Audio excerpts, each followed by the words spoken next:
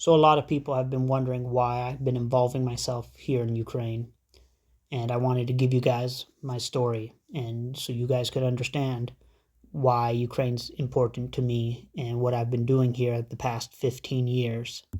But first, we need to go back into the early 90s. I was raised in a small town in New Mexico called White Rock, which was outside of another town called Los Alamos. Los Alamos had the Los Alamos National Laboratory, which is the birthplace of the atomic bomb. And in that town, there was a family that had immigrated from Russia, and I went to school with their two children. It was a very different point of view of life, and I was almost immediately enamored by it.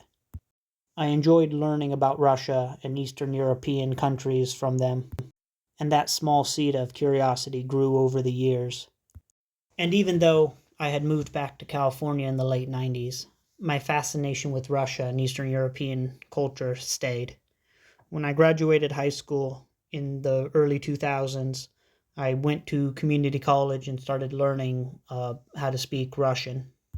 Right after high school and right before I had joined the Army in 2008, I worked as a security guard. At one of our posts, the standing guard there reported to our boss that there was a large group of unruly Russian speakers that he was unable to handle, and he had requested my boss to send me there the following night as I understood a little Russian.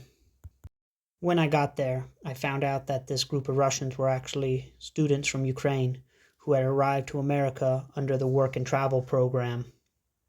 They were having another party in the pool area when I got there, and I went up to them and I told them in Russian, "Basin zakrit, davai doma." The pool is closed. Let's go home.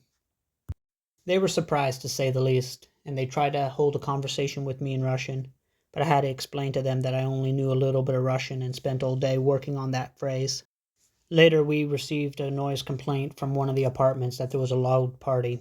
When I went there to investigate, it turned out to be more the Ukrainians having a house party. I had to explain to them the rules regarding noise complaints and parties in the apartment complex. I got to know them better and became great friends with them, and I started developing a desire to go to their home country and visit them as well. The following year, in 2008, I made good on my promise. I got a passport and I traveled out to Ukraine to visit them. This was the first trip I ever took on my own outside of the United States. I immediately fell in love with the country, the culture, the people, the food, the history, the women. I ended up extending my stay in Ukraine the first time for an additional month. While I was there, it wasn't difficult for me to make new friends, and some of these friends that I made were quite interesting. These guys were very patriotic Ukrainians, and they started telling me about things that I didn't even think about.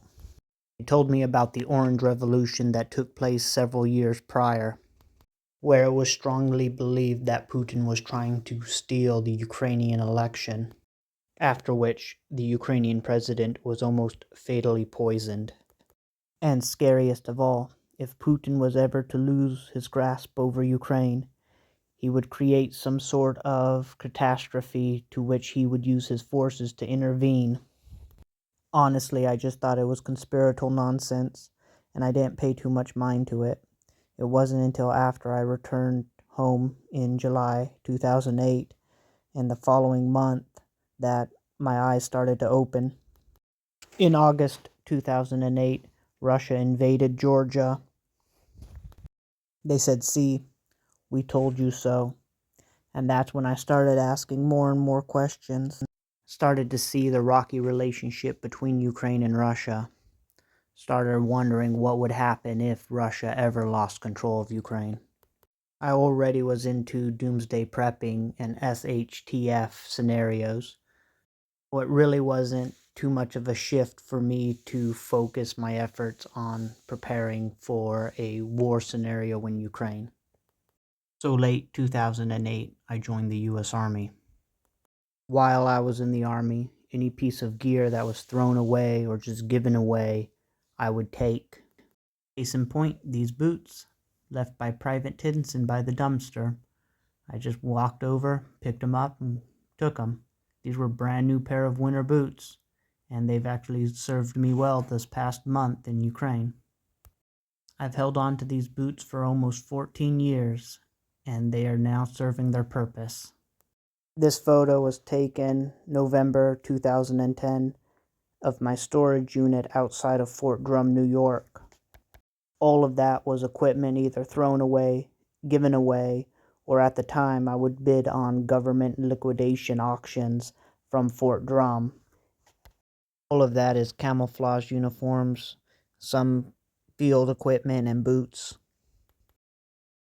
Eventually, it would start ending up here in Ukraine. There are several cases of MREs stacked underneath those American flags. The photo was taken around 2012-2013. Most all of this stuff would end up in several storage locations in Lviv. In 2012, when I got out of the army, I moved directly to Lviv, Ukraine. At the time, I was only living in Ukraine on an 18-month-long tourist visa. In fact, I had overstayed my visa a couple days and did not leave until the 18th of November. If I knew what was going to happen 3 days after I left, I would have stayed. It started out as Ukrainians voicing their opinion of what Yanukovych was doing, and they thought it would go the same way as it did a decade prior. I wanted to return, but since I had overstayed my visa, and the fact that I was in country for 100 and something days prior to me leaving, there was a strong possibility that I would not be allowed entry back into Ukraine. So I watched intently in America as the events started to unfold. From the time the first protester got shot to the time when Yanukovych fled Ukraine, I knew exactly what was going to happen. I easily called it the annexation of Crimea and the attentive land bridge from Russia to the Crimean Peninsula. Most of my friends headed out east to help defend Ukraine. They formed militia groups or joined up with existing militia groups. I wanted to join, but they required me to be here in the United States to help facilitate supplies. It wasn't until 2015 that I was able to return to Ukraine. When I did, it was basically to help train some of the militia members in basic small unit tactics, small arms, and firearm safety, as well as some medical courses. While I was here, they were showing me some innovative ways in which they were using to fight the Russians, and being highly mechanically minded, I was able to help improve or redesign some of these. I returned to the United States and started a machine shop in my garage, first with manual machines as you see here, and eventually moving into CNC machines. I returned to Ukraine in 2016 to see how things were going, and also helping to innovate more on the battlefield. My strength now lied in my ability to develop and innovate on the various systems that Ukraine was developing. And in 2016, before I left, I vowed that when Russia would have ever make an attempt at taking Kiev, I would return and help defend her. In the meantime, I would start increasing the equipment shipments to Ukraine. I provided enough basic soldier equipment, helmets, armor, pouches, uniforms, boots, etc. to equip a small squad of men. Before 2014, I had more equipment inside storage units in the United States than I did have inside Ukraine. After 2015, those ratios dramatically shifted. On the evening of the 23rd, which was the morning of the 24th in Ukraine, my phone started going off with alerts from my friends regarding explosions in the area. It was several minutes later that I received a text message saying that Russian troops had been coming through the border between Belarus and Ukraine. I started my reaction plan. I let my friends and family know that I would be leaving for Ukraine shortly, and that I was shutting down my business and putting all my machines into a storage state.